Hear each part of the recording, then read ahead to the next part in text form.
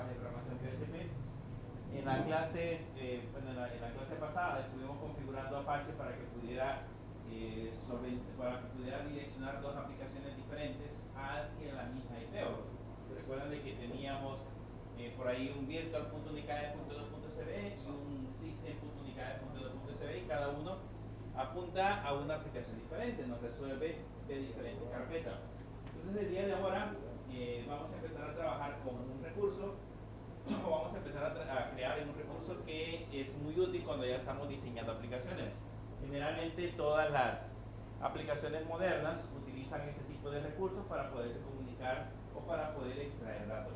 Normalmente lo que nosotros hacemos cuando estamos trabajando con una aplicación muy grande es que dividimos la parte de lo que nosotros llamamos el frontend, que es la parte visual que ustedes ya conocen, con la parte del backend, que es lo que se ejecuta en el lado del servidor. Generalmente lo dividimos para que, digamos, solo trabajemos en el frontend con la estructura principal de la página y en el backend solo trabajemos con los accesos a los recursos que el servidor nos va a proporcionar.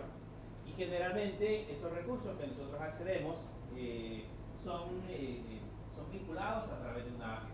Entonces vamos a ver ahora de qué se trata, en ese caso una API REST. Eso es más o menos un repaso porque ya lo hemos visto en clases anteriores, hemos estado hablando acerca de ese concepto, pero para más o menos recordar,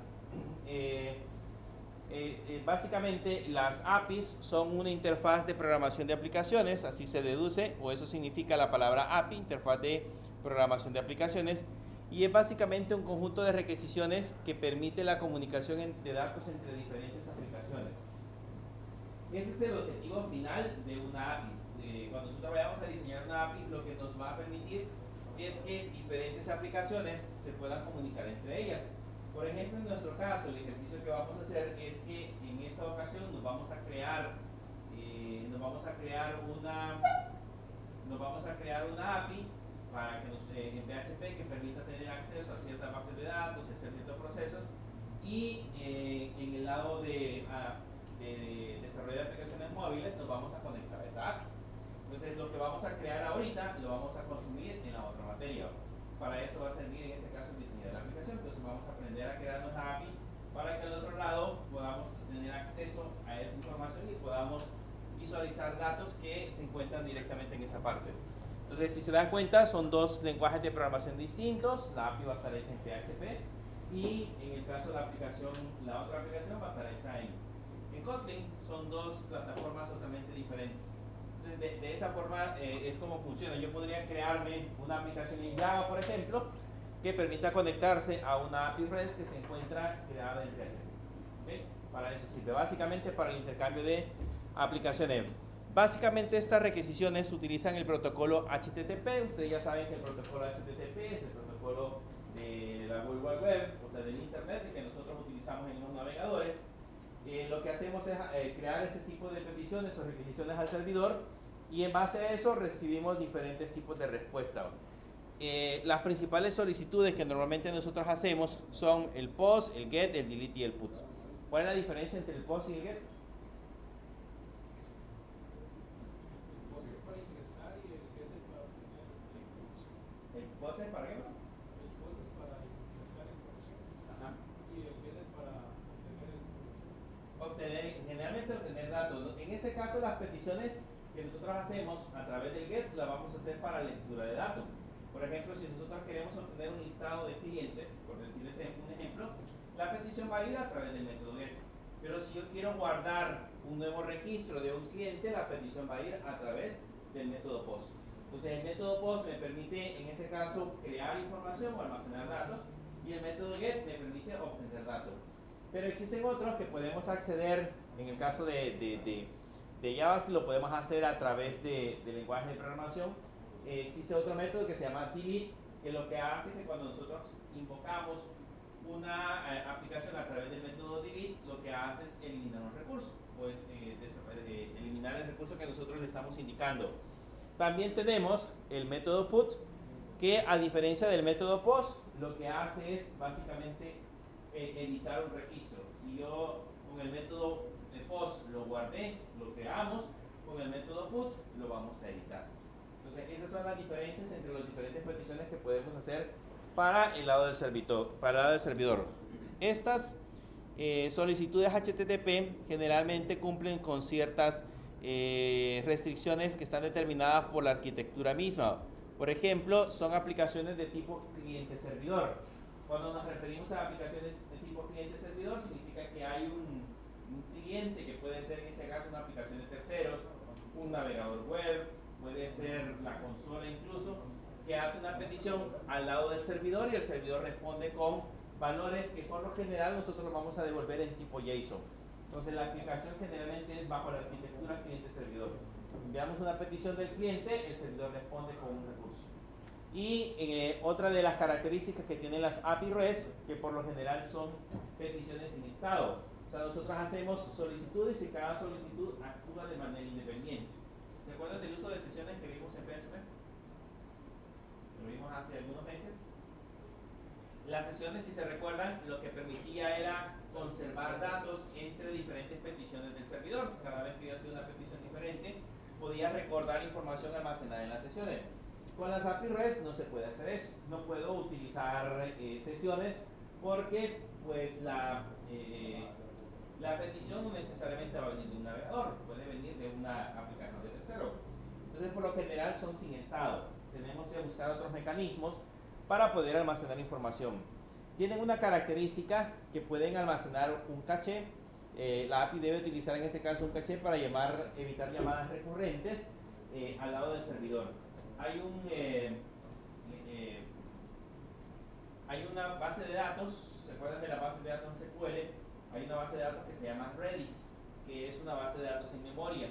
Esa base de datos en memoria, o se ejecuta en este caso en la memoria RAM, tiene la característica que es sumamente rápida. O sea, nosotros guardamos información ahí, podemos tener acceso a esa información sumamente rápido. Entonces, ese tipo de bases de datos pueden ser utilizadas en las APIs con el objetivo de que podamos recuperar información de manera más práctica. Si ya tenemos múltiples llamadas, las ejecutamos directamente desde el caché cuando ya se hayan ejecutado por primera vez. Y la otra es una interfaz uniforme, como ya vimos, que utiliza los diferentes métodos, el método get, el método post, el método put y el método delete. Básicamente trabajan sobre una interfaz uniforme. Nosotros creamos ya le vamos a llamar diferentes endpoints o diferentes URLs que me permiten tener acceso a diversos recursos, de alguna manera. ¿Qué tipo de APIs existen en el proceso de desarrollo? Están las APIs de tipo privadas, que esas se utilizan internamente para el diseño de aplicaciones de las empresas.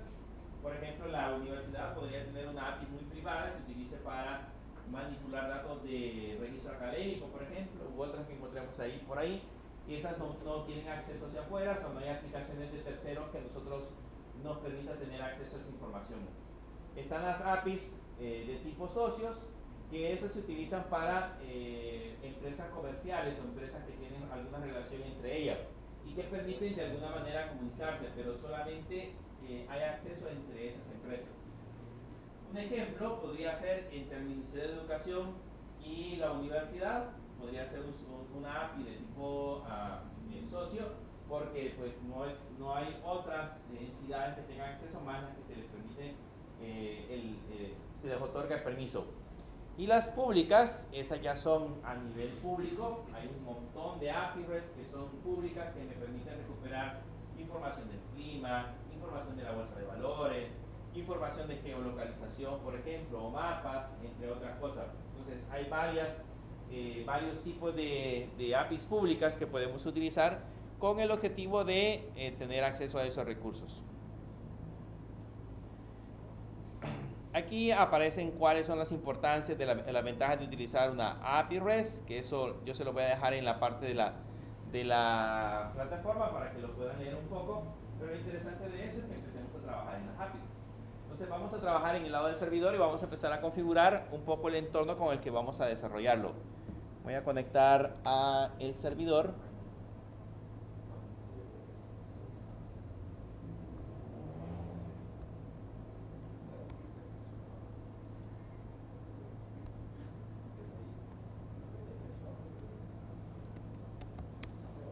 Déjenme ver cuál es la la IP.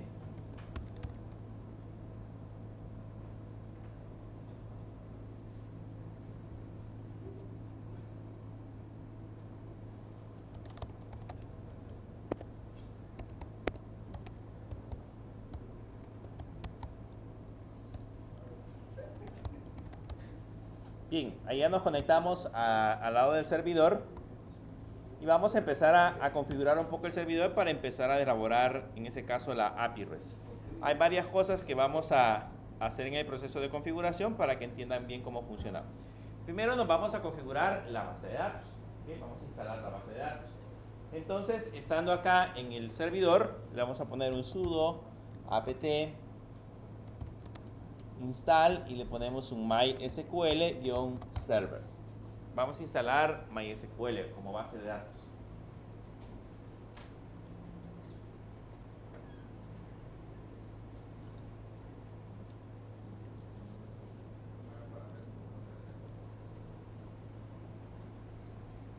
MySQL-server. No se les olvide que la otra semana tenemos laboratorio. Para ver el historial de los comandos que yo he ejecutado, ¿cuál es? Listo.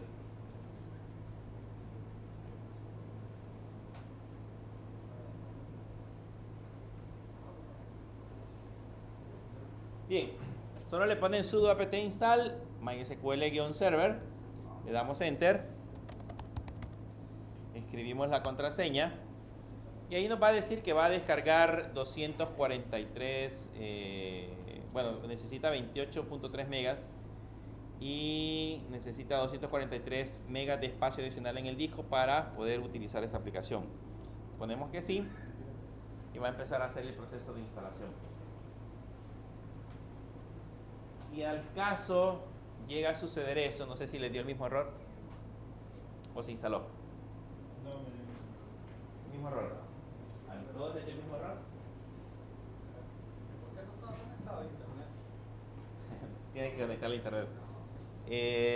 Si les dio ese error, hay que actualizarlo. Entonces hay que ponerle sudo apt update.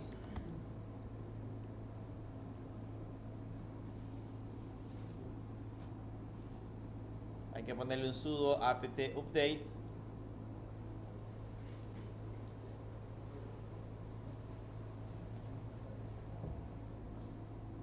Si acaso les generó error, si no, déjenlo que instale.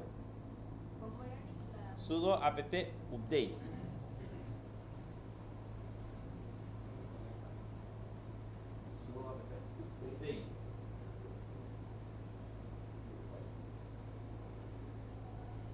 Sudo apt update. Así, sudo apt update. Eso sí da ropa. ¿Perdón? Eso sí Si de error, si lo instaló, no. Y vuelven a intentar instalar. Vamos a ver si así lo logra instalar. Y es que dice que no me dice, me dice 0% connected. Y le dice connected to security.ubuntu.com y no me avanza. Ahorita voy.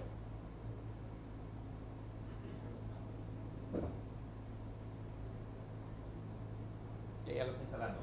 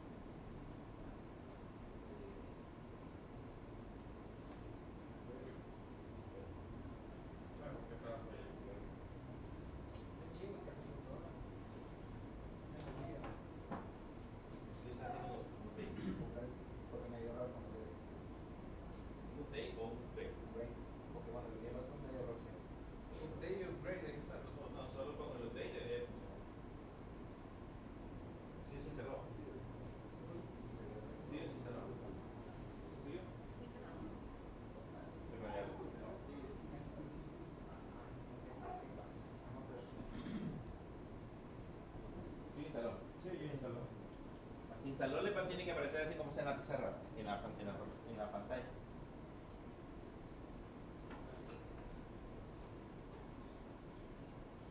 No habíamos actualizado ahora. No.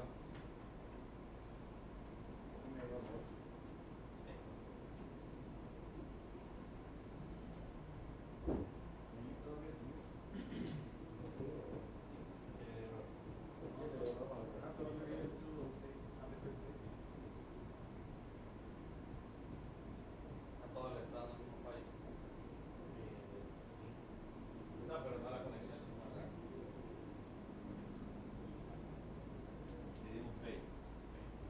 O instalar. Instalando MySQL.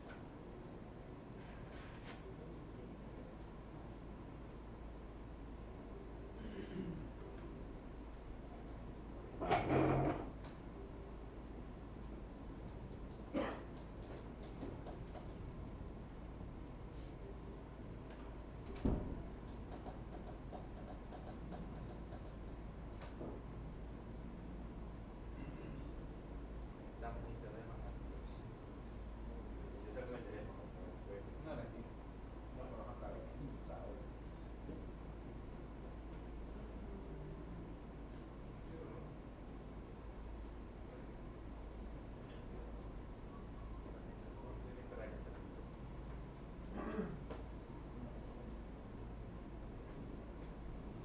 Bien, solo falta uno que termine. Mientras termina de instalarlo, podemos ver el estado del servidor. Le podemos poner sudo systemctl status y le ponemos MySQL para ver si está corriendo. Debe aparecer de color verdecito y que diga running. Eso significa que está corriendo.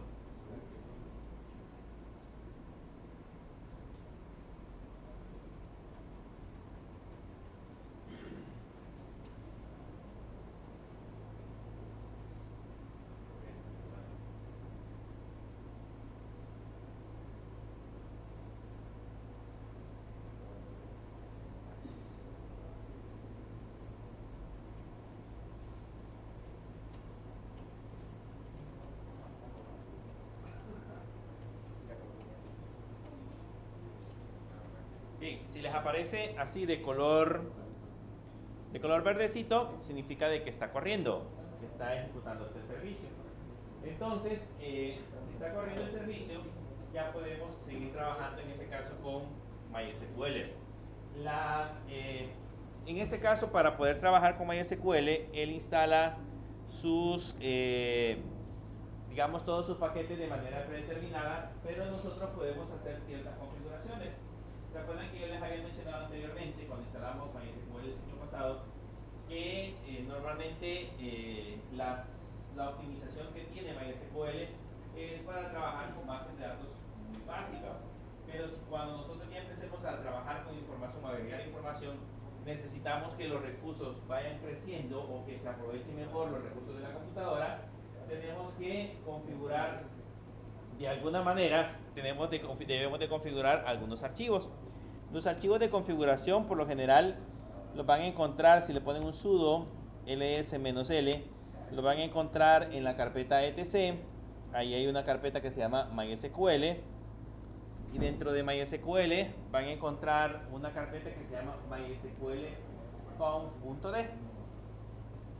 Le pueden escribir mysqlconf.d y en esa carpeta, justamente en esa ubicación, van a encontrar esos archivos de configuración que sirven básicamente para poder cambiar algunas características, como por ejemplo, pueden cambiar la cantidad de memoria que está utilizando MySQL, pueden cambiar la cantidad de disco, digamos la ubicación de los archivos de datos donde se está guardando la información, pueden hacer ajustes para, por ejemplo, cuando haga algún tipo de relaciones entre tablas, cómo va a ser para manejar índices, entre otras cosas. O sea, pueden hacer varias configuraciones en esos archivos. El archivo principal con el cual van a trabajar generalmente es este que se llama mysqld.cnf. En ese archivo es el que van a agregar, en ese caso, varias de las configuraciones que les acabo de mencionar.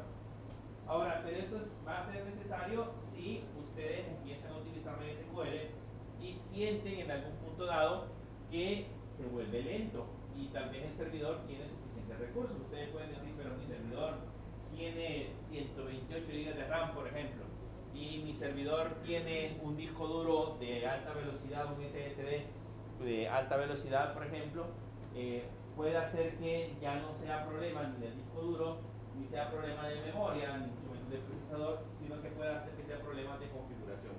MySQL debe ser configurado para que aproveche al máximo los recursos que normalmente nosotros le asignamos.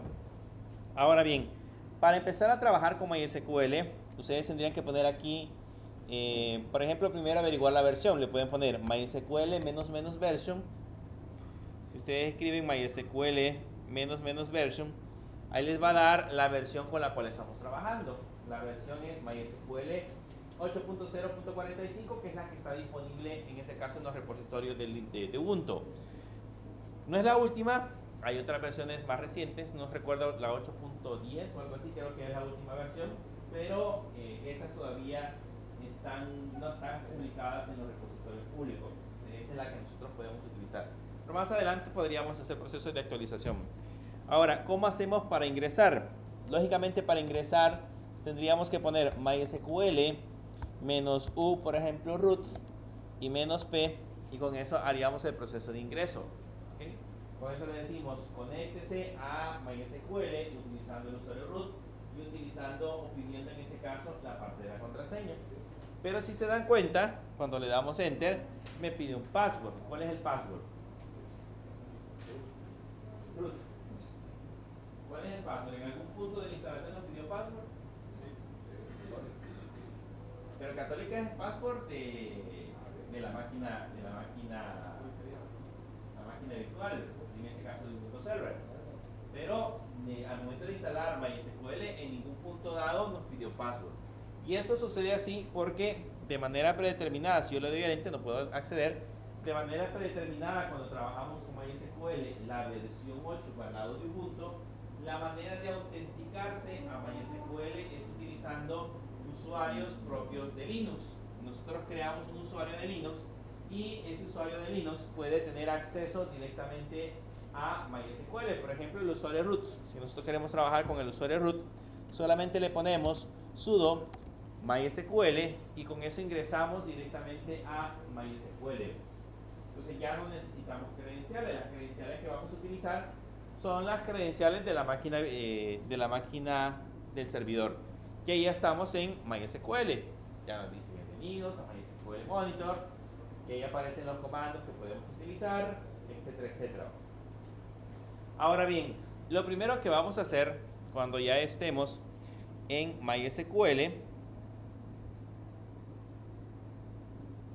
lo primero que vamos a hacer es que nos vamos a crear la base de datos con la cual vamos a trabajar. ¿Cuál es el comando para crear una base de datos? Create. El nombre de la base de datos, que en ese caso le vamos a poner catálogo. Vamos a crearnos un catálogo de productos. Catálogo.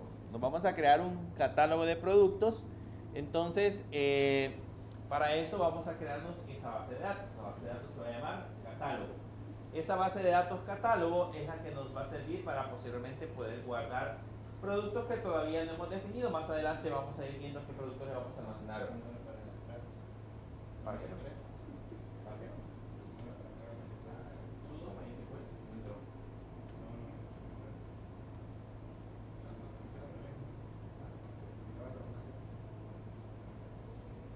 Ahí dice MySQL. Bien, le ponemos Create Database, catálogo y le damos Enter. Y con eso ya tenemos creada la base de datos. La base de datos con la cual vamos a trabajar. Comando para ver los nombres de la base de datos. Le ponemos Show Database y le damos Enter. Y ahí tenemos que hay 5 bases de datos: catálogo, Information Exchange, MySQL, Perform Exchange y el SYS. O sea, hay digamos 5 bases de datos disponibles. Ahora bien, para que nosotros podamos tener acceso a la base de datos, necesitamos crear un usuario. Porque ahorita estamos con el usuario root. Pero ¿cuáles serían las repercusiones si utilizamos root para acceder a la base de datos desde el código PHP? ¿Qué pasaría si usamos root para tener acceso a la base de datos? ¿No pasaría nada? Cualquiera puede entrar. Si logran descifrar en ese caso si logran acceder de alguna manera a nuestro código fuente de MySQL de PHP, van a ver las credenciales de root y lógicamente van a poder hacer cualquier cosa. Entonces, lo más adecuado es otorgarle al usuario los permisos necesarios que vamos a usar para poder tener acceso hacia la base de datos. Para eso vamos a utilizar el comando para crear usuarios, que es el comando create_user. Entonces voy a crear un usuario que se va a llamar user unicaes. Al usuario le vamos a poner user unicaes, es el nombre de usuario que nos vamos a crear. Y aquí, por ejemplo, si yo quiero que ese usuario se conecte desde cualquier servidor, incluso haga conexiones remotas, o sea, se pueda conectar desde afuera, puedo colocar el signo de porcentaje. Si le colocamos así como está ahorita, por comillas porcentaje, le estoy diciendo que ese usuario puede entrar desde cualquier parte. Pero seguimos teniendo el mismo problema de seguridad, porque vamos a tener un usuario que podría acceder desde cualquier otro servidor externo a nuestro servidor local y poder intentar hacer cosas. Entonces, para evitar eso, normalmente delimitamos los lugares desde donde se puede conectar. Para decirle que, por ejemplo, ese usuario solamente lo vamos a utilizar a nivel local, entonces le ponemos localhost. Eso significa de que el usuario solamente va a poder acceder desde la carpeta, desde el servidor local, del servidor actual. Y le vamos a colocar la respectiva contraseña. Ponemos identify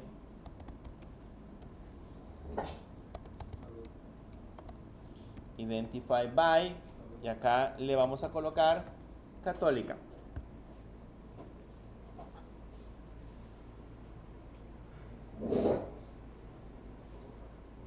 Le ponemos create user, user unicaes, @localhost, identify by y le ponemos católica, que sería en ese caso la contraseña que vamos a utilizar. La contraseña más segura que nos vamos a encontrar. Católica. Hubo video de lo que están publicados en el canal de YouTube que lo bloqueó YouTube por esa contraseña. Y me mandaron un correo un correo electrónico que decía que el video tenía credenciales visibles, credenciales que iban a ser públicas, y que corrigiera, o sea, que descargara el video, tachara el lugar donde va la contraseña de alguna manera y lo volviera a subir. Entonces, o cortar esa parte del video, porque son credenciales. Primera strike. ¿Cómo? Primera strike. Pero, yo no lo... No monetiza. Entonces, yo lo que hice fue dejarlo así, pero lo que hicieron fue darlo de baja, lo eliminaron. Pero para que tengan una idea, que incluso en la parte de los videos tratan de capturar, en este caso, credenciales. Ustedes publican algo donde vayan usuarios, contraseñas, correos electrónicos, algo por el estilo, se los va a intentar bloquear por cuestiones de seguridad. Pero esa contraseña, como les digo, ya va a ser famosa para nosotros, pero eso no significa que sea la que vayamos a utilizar, ¿verdad? Ya cuando estemos trabajando con servidores en la vida real, deben de ser contraseñas mucho más seguras. Católica del año. Yo tenemos un cliente que, por ejemplo, el cliente, imagínense, ese era la Unicaes. Le había puesto de contraseña Unicaes 123, por ejemplo. Y de ahí nosotros mandamos un correo para que hiciera el cambio de contraseña por cuestiones de seguridad. Y lo que hice fue poner 123 Unicaes, por ejemplo. En lugar de Unicaes, el nombre de la empresa, pero le puso 123 Unicaes. Entonces, ese es el cambio de la contraseña. Pero al final de cuentas, bueno, nosotros volvimos a decir que lo hiciera un poco más seguro. Bien, ahí ya creamos el usuario. Ahora, con solo haber creado el usuario, a este no le otorga permisos de manera predeterminada. O sea, él no puede hacer nada. Porque si se dan cuenta, solo le dije que se creara un usuario con un acceso desde el servidor local con una contraseña denominada católica. Pero no le estoy diciendo a qué tiene acceso. Para decirle a qué tiene acceso, utilizamos el comando gram. Y del comando gram, yo puedo colocar, por ejemplo, acá, que tenga, por ejemplo, acceso de solo seleccionar registro, solo ejecutar el comando select. O que también tenga acceso para insertar. O que también tenga acceso para actualizar. O sea, ahí puedo ir separando con comas los permisos que yo necesito para que se ejecuten para ese usuario. ¿Okay? De esa manera puedo delimitar los accesos que pueda, las cosas que pueda hacer. Por ejemplo, nosotros a veces hay usuarios que le quitamos el permiso de borrar por permiso de delete por cuestiones de seguridad, porque pues por accidente a veces le dan borrar en los registros, en las bases de datos y eliminan información importante. Pero si nosotros queremos darle todos los permisos, podemos ponerle gram all. Y ahí nos ahorramos el estar colocando todas las comas, solo que no es la mejor práctica. Si le ponemos gram all, le otorgamos todos los permisos necesarios sobre el recurso que vayamos a implementar. En ese caso, después le ponemos on y le decimos la base de datos a la cual le vamos a dar permisos. Que en ese caso es la base de datos que se llama católica. No dejan crearla el usuario. ¿Qué le dice? Que hay un error de sintaxis.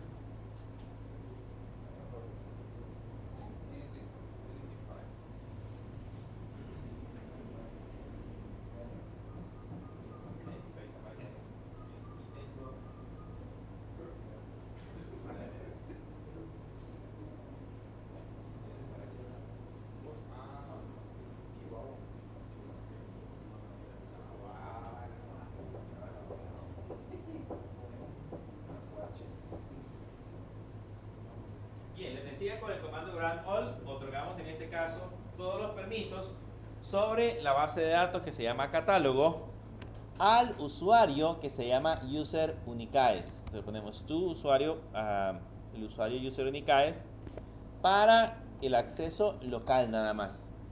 Yo podría otorgarle, por ejemplo, permisos para que desde un servidor remoto permita hacer select. ¿Okay? Le podría poner gram all select on catálogo to user Unicaes arroba y la IP. Podría tener acceso a permisos locales, digamos solo select, desde un servidor local, pero si lo querés, desde un servidor remoto, perdón. Pero en ese caso le estamos diciendo que solamente lo haga para un servidor local. Y ahí le damos enter. Y con eso ya creamos el usuario. Creamos en ese caso la base de datos, creamos el usuario, creamos o le otorgamos los permisos al usuario. Ahora el siguiente paso es hacer que esos permisos se repliquen, porque por el momento no están replicados. Para hacer que se repliquen utilizamos un comando que se llama flush privilege. Ese comando sirve para que el permiso que nosotros otorgamos a la base de datos se replique. ¿Okay? Le ponemos flush privilege y ahora ese usuario que nosotros acabamos de crear es como decirle que ya está de alta, que ya está listo para poder empezar a implementar, en ese caso el acceso, ya puede tener acceso a la base de datos. Ahora, para probarlo, porque ahorita estamos con usuario root, para probarlo vamos a digitar exit y ahora sí le vamos a poner MySQL menos H para decirle desde dónde nos vamos a conectar. En este caso nos vamos a conectar desde localhost. Menos U para decirle el usuario que vamos a utilizar, que en este caso sería user unicaes. Y menos B para que nos pida la contraseña. ¿Qué significa Plus privilege es para replicar los permisos, para que los permisos se activen. Si no ponemos el plus privilege, los permisos que le entregamos al usuario no funcionan. Siempre que Después de haber creado un usuario o después de haber hecho cambios en los permisos. Si yo, por ejemplo, después utilizo el comando revoke, que es para, ese ya sería para revocar permisos, entonces tengo que poner un plus privilege para que se active. Porque esto es lo que hacen, estos comandos lo que F5 en el navegador. como era el F5 del navegador. Estos comandos lo que hacen es que escriben en la base de datos de permiso. Pero con el otro comando, pues le decimos a MySQL que lo recargue. Entonces ahora si le damos Enter, escribimos la contraseña mágica, que es católica. Ya deberíamos de haber entrado a la base de datos. Si ahora le ponemos Show Database,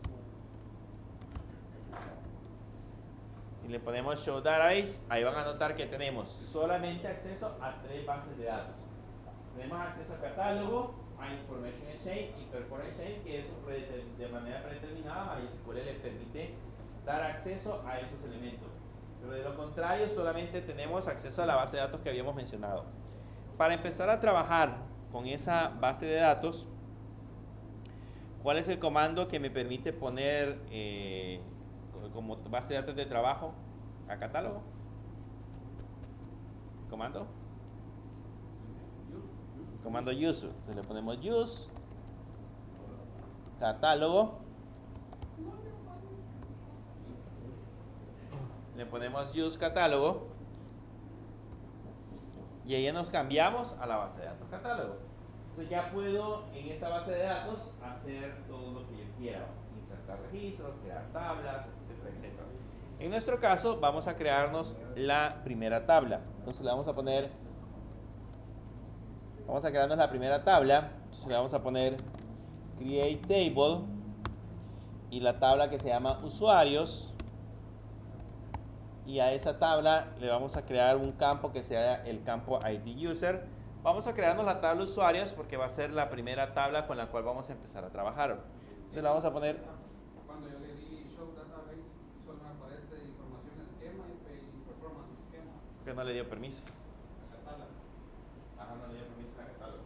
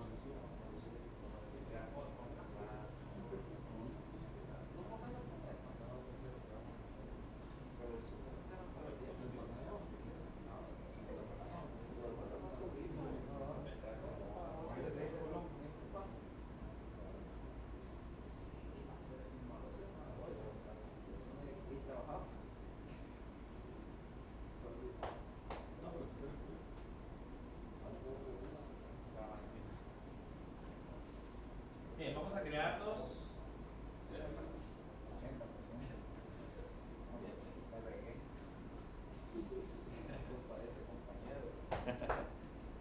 Bien, vamos a crearnos en la primera base de datos, le ponemos create user, el campo este va a ser de tipo INT y le vamos a poner auto incrementable, entonces le ponemos auto-increment. El ID user así lo ponemos. Así, ID-USR.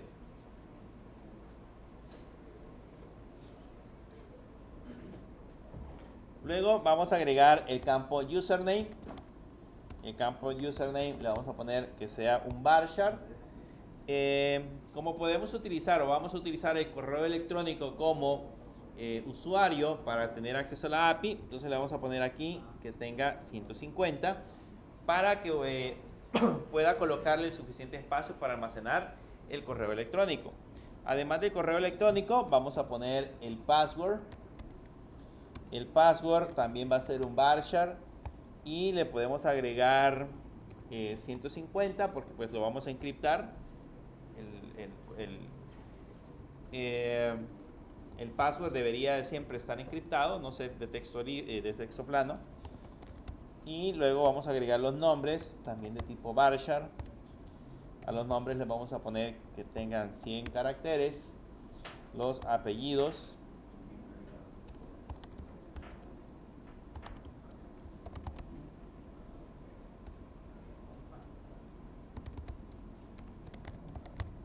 También de tipo varchar, 100 caracteres. Y le vamos a agregar, en este caso, la foto. La foto también de tipo varchar. Y le vamos a poner 250 caracteres. Y de una sola vez le vamos a decir que vamos a crearnos la llave primaria. Le ponemos primary key id-usr.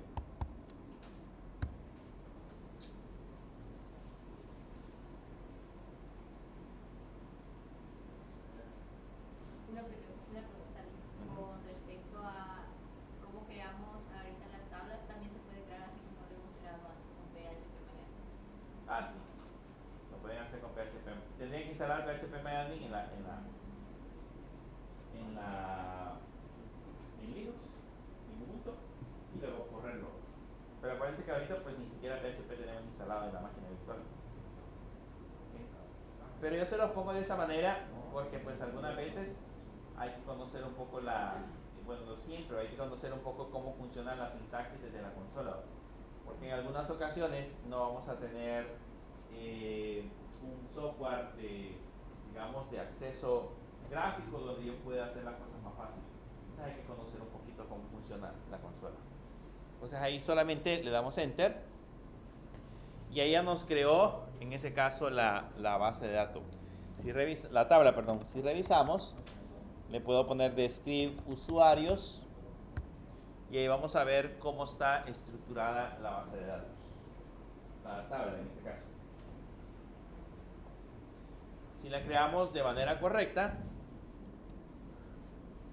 ahí nos va a aparecer el ID user de tipo entero, la llave primaria que es autoincrementable, el username que es de 150 caracteres, el password de 150 caracteres, los nombres y los apellidos de 100 y la fotografía que la pusimos de 250.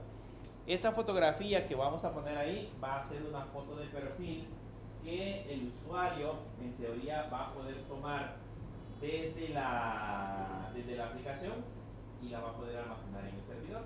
O sea que la aplicación va a tener la capacidad de tomar fotografías y nosotros poderlas guardar en el servidor para posteriormente desplegarlo.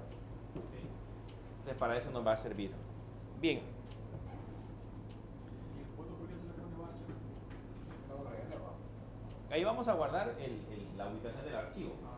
Entonces ahí vamos a guardar que se almacenó dentro de la carpeta fotos, diagonal y todo el nombre del archivo que contenga.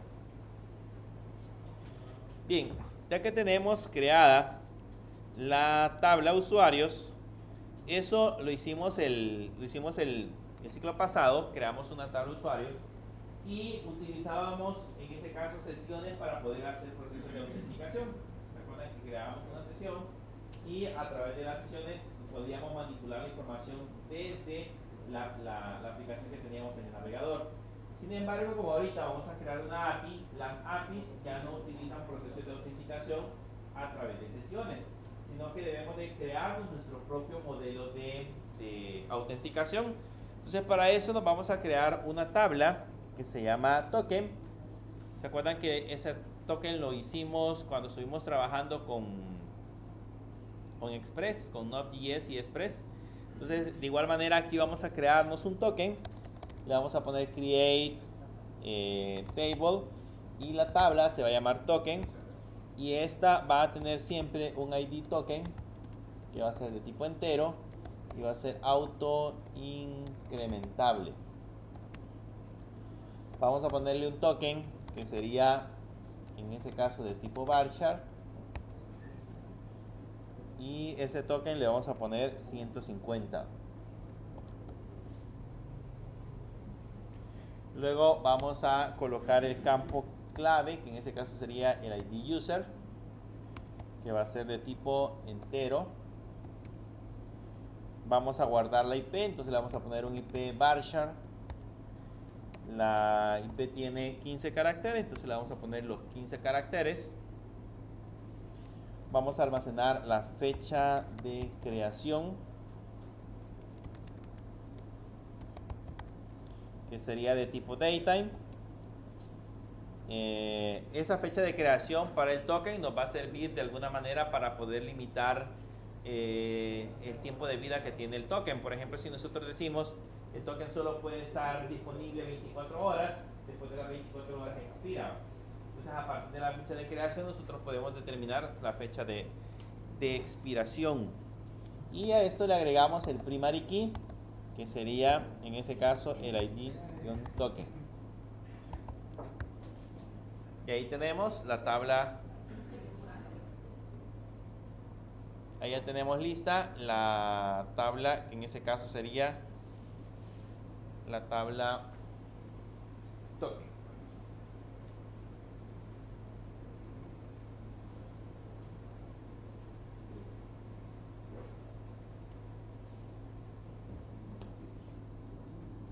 Si le damos enter, ahí automáticamente la creó.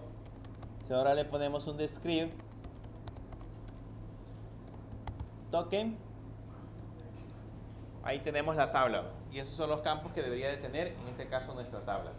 La IP nos va a servir para saber desde qué lugar está teniendo acceso el usuario. Con eso podemos tener registros como por ejemplo si la aplicación nosotros la publicamos en la tienda, podemos tener registros de personas que nos visitan de otros continentes. Imagínense que yo quiero saber si tengo gente que me visita de España o de otros países del lado de Europa. Con la IP puedo determinar ese valor. Cuando se guarda la IP en el servidor, la IP que hace la petición, ahí nosotros podemos determinar a través de geolocalización de dónde depende esa IP. Entonces, incluso podríamos hacer bloqueo. Yo le podría decir, si la IP depende de Europa, por ejemplo, no tenga acceso a la aplicación. Podríamos hacer ese proceso. Pero ese es básicamente para tener un registro. Sirve de mucho cuando ya uno quiere rastrear. Cuando uno ya tiene mucho tráfico y quiere ver qué gente en la que se conecte y de qué lugar lo hace, la IP sirve de mucho para eso. Es como para llevar una auditoría. Bien, ahora que ya tenemos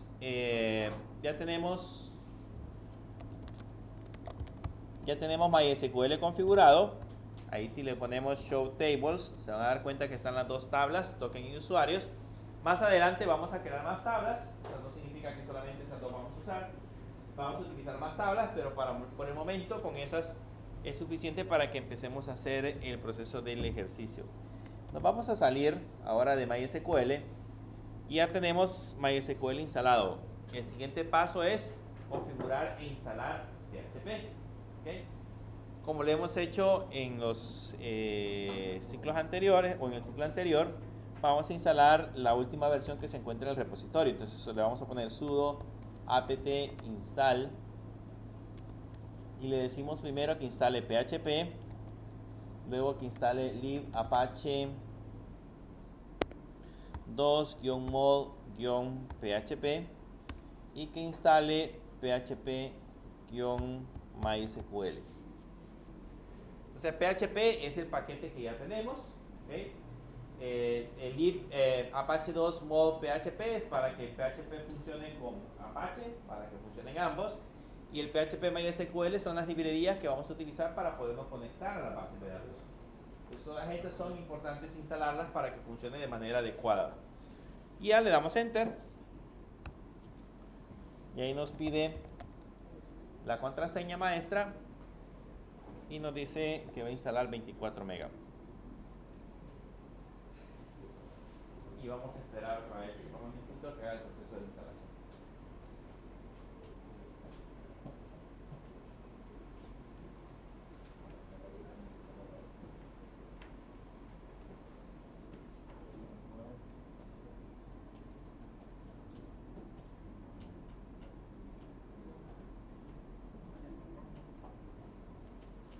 Ese paquete es pequeño, así que no debería tardar demasiado tiempo.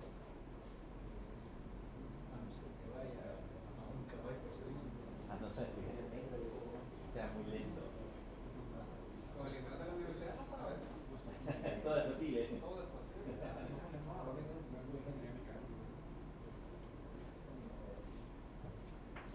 Bien, ¿ya se lo descargó? Sí. ¿Sí? ¿O ahí le falta? 20% nomás. 20% lleva. Ya, no, ya casi tenés. No, ya casi.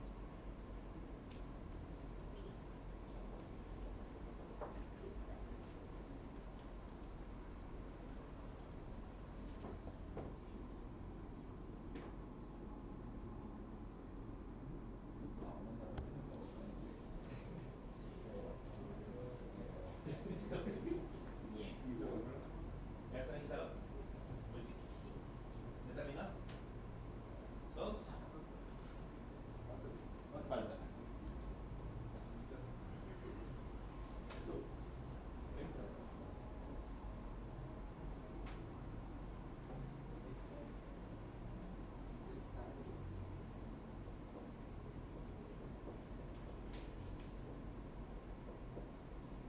Como el de la universidad. Sí, yo sí. No me conecté al línea. Porque si se conecta ahorita se va a cancelar la. iPhone 19 Pro Max.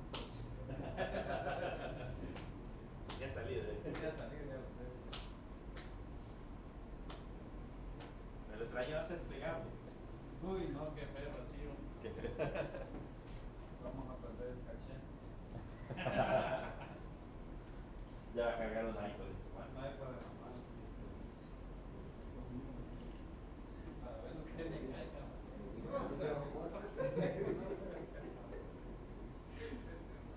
Mejor una computadora que sea teléfono ya.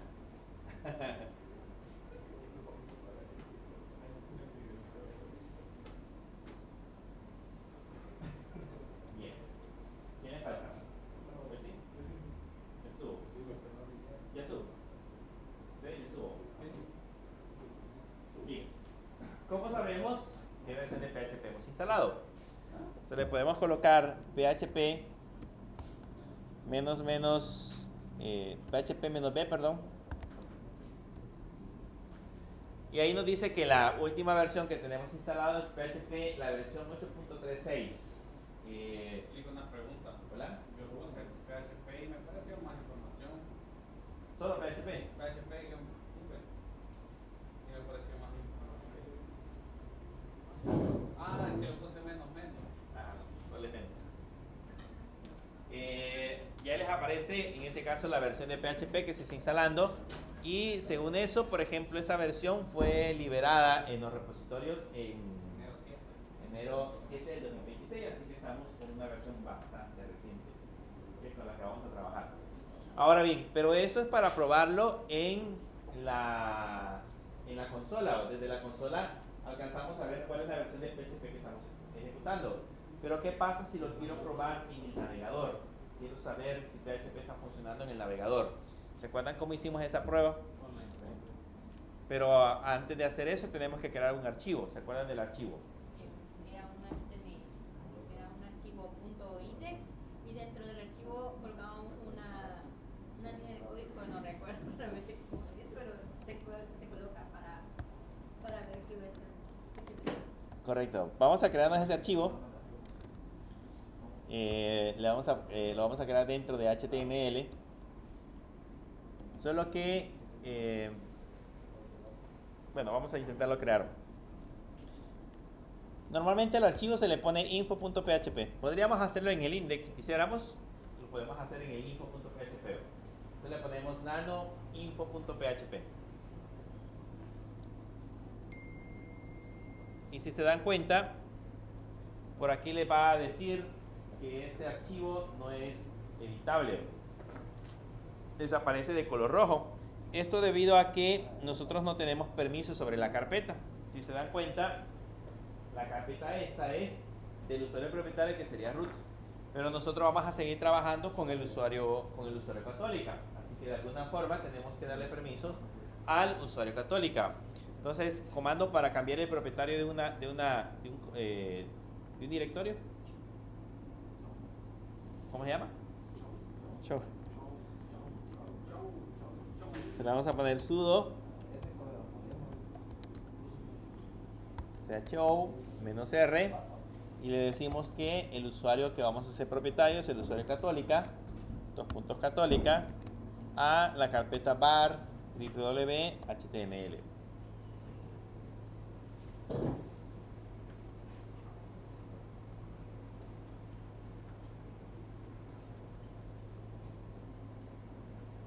Así sería. Para que funcione el comando anterior hay que escribir este comando que me permita, en este caso, hacer propietario al usuario Católica del directorio en el cual nosotros vamos a estar trabajando.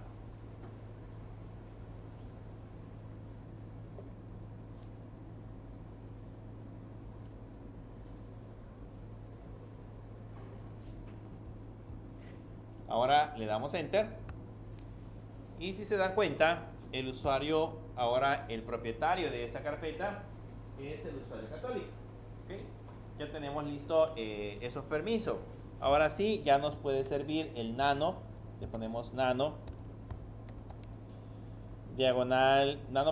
info.php. Le agregamos nano info.php.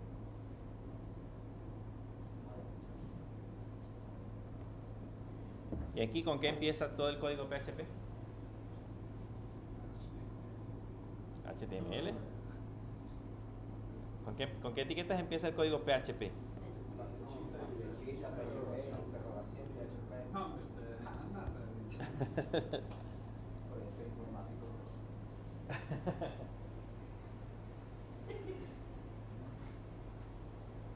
Y acá le vamos a poner PHP, la función que dice su compañera es PHP info.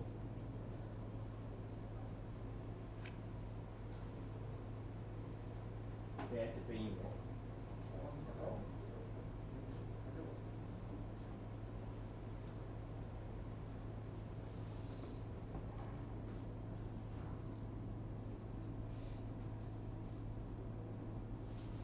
Y lo guardamos con control O, le damos enter. Con control X lo cerramos. Ahora, ¿cómo vamos a hacer para probar esa aplicación? Nos vamos a ir hacia el navegador. Aquí creo que tengo el navegador. Y se acuerdan de que nos vamos a ir, en ese caso, hacia la URL. Le vamos a poner 192.168.56.10, que es mi IP. Y ahí le doy enter. Y en mi caso va a decir bienvenidos al sitio oficial de los UNICAES, que se acuerdan que era en el HTML que nos creamos en la clase anterior. Pero yo necesito mostrar el info, entonces le colocamos diagonal info.php y nos va a aparecer toda esa información. Entonces sería la IP diagonal info.php y nos va a aparecer todos esos datos. IP paso a IP A. Ahí es que aparece la versión 8.3.6. La versión de PHP sí. IP qué? IP address o IP A nada más. IP base. Hola, que te conectas a eso. Ahora mismo.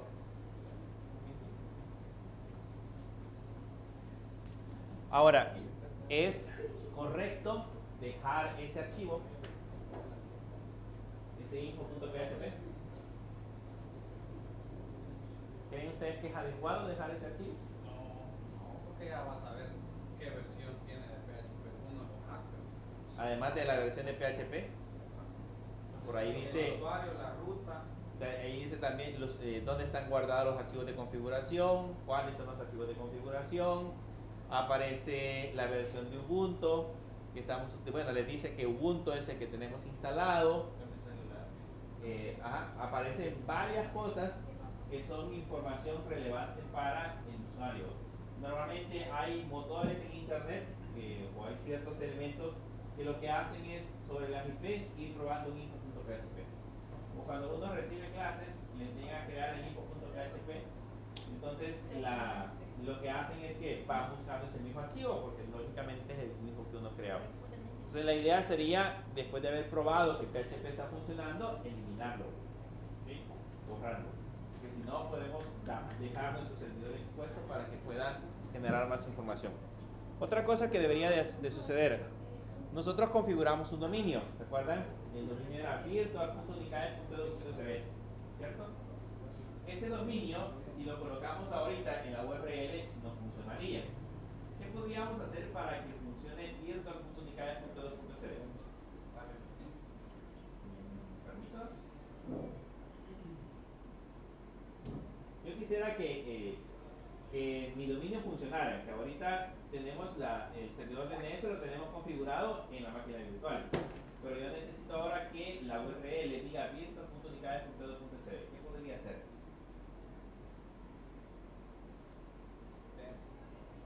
Configurar.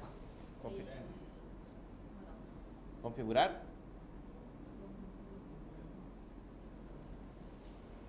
sé si estoy mal, Apache. Apache ya está configurado. O En el caso de Linux ya no tenemos que hacer nada, porque Linux ya tiene un DNS configurado y tiene Apache que funciona correctamente. Pero ¿dónde tendríamos que hacer para que funcione mi máquina anfitrión, no en la virtual? Porque nosotros probamos en la virtual. ¿Se acuerdan que yo les dije que podíamos cambiar la configuración de la red? Por ejemplo, en mi caso, yo me puedo venir acá a la parte de la configuración del Wi-Fi, y por aquí en mi computadora tiene una sección que aquí dice avanzado. No.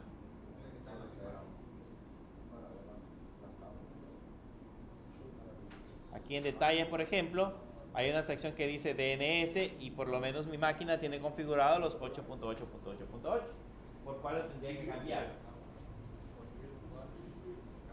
por la IP de la máquina virtual. ¿Okay? Si yo le pongo la IP de la máquina virtual, ahora el servidor DNS ya no va a ser el servidor de Google, sino que sería el servidor de mi máquina local. El único problema es de que con eso probablemente le quitemos acceso a internet, ¿okay? Porque pues estamos resolviendo con un servidor local.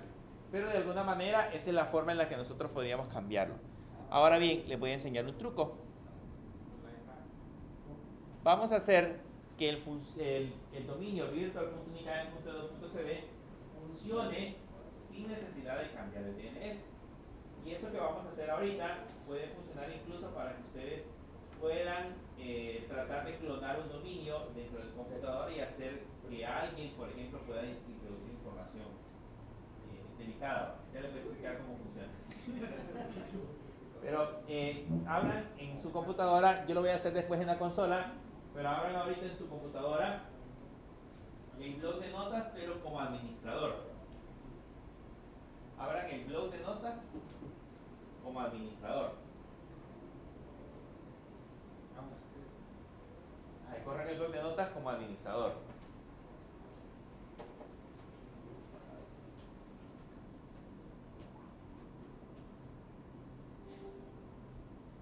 Ahora que ya lo tienen como administrador, váyanse al menú archivo, a la opción abrir.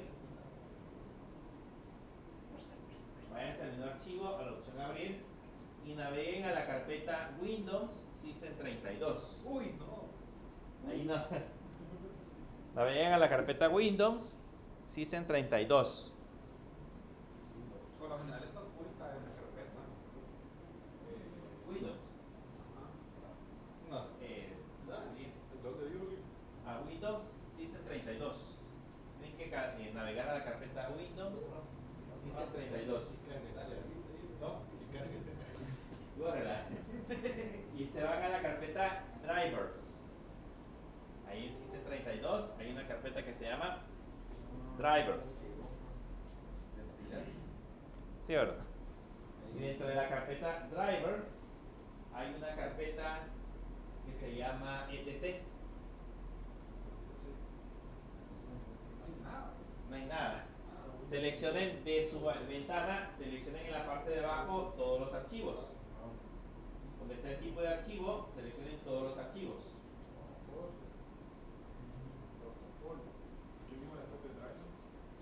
etc. Hay que entrar a etc. Hay que entrar a etc y luego en la parte de abajo está el tipo de archivo. Donde escriben el nombre del archivo, está el tipo de archivo, pongan en todos los archivos. Y le hace doble clic al archivo que se llama, al primero que aparece, que se llama host. Ahí les aparece el primero que dice host. A ese le hacen doble clic.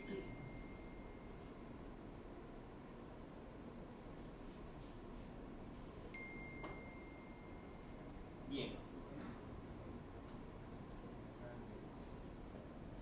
Hoy les digo que hace ese archivo. Voy a abrir ahora en mi computadora, en mi máquina es diferente, porque estamos usando Mac, pero el contenido del archivo